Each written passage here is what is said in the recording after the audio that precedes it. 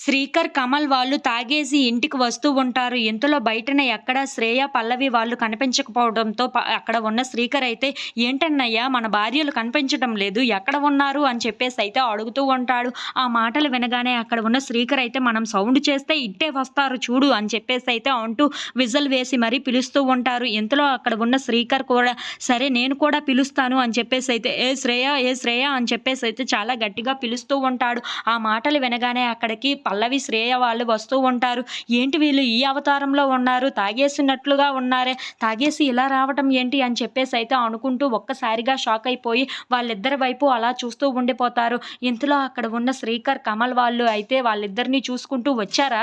వచ్చారా? ఇంతవరకు మీరు రాకపోవటం ఏంటి? మేము ఇంత గట్టిగా పిలుస్తూ ఉన్నాం కదా! మీరు పరుగులెట్టుకొని రావాలి కదా! అయినా మేము బయటికి వెళ్ళిన తర్వాత నా మొగుడు ఎప్పుడు వస్తాడా అని చెప్పి ఎదురు చూసుకుంటూ హాల్లోనే వెయిట్ చేయాలి. కానీ మీకు అలాంటి భయం, భక్తి అన్నివే లేవు కదా! భర్త అంటే కనీసం ఒక బాధ్యత అయినా ఉండాలి కదా! నా భర్త బయటికి వెళ్ళాడు, ఎప్పుడు వస్తాడో, ఏం తిన్నాడో లేదో అవైనా తెలుసుకోవాలని మీరు హాల్‌లో వెయిట్ చేయాలి. అంతేకాని ఏ భయం లేకుండా మీకు మీరు దర్జాగా మీ రూముల్లో కూర్చుంటున్నారా?" అని చెప్పేసైతే కమల్ అడుగుతూ ఉంటాడు. ఆ మాటలు వినగానే అక్కడ ఉన్న శ్రీకర్ కూడా, "అవును, మీకు అసలు భయం అన్నదే లేదు కదా! మీకు ఎలా భయం తెప్పిస్తానో ఇప్పుడే చూడు" అని చెప్పేసైతే అక్కడ ఉన్న శ్రీకర్ శ్రేయాని కొడుతూ ఉంటాడు.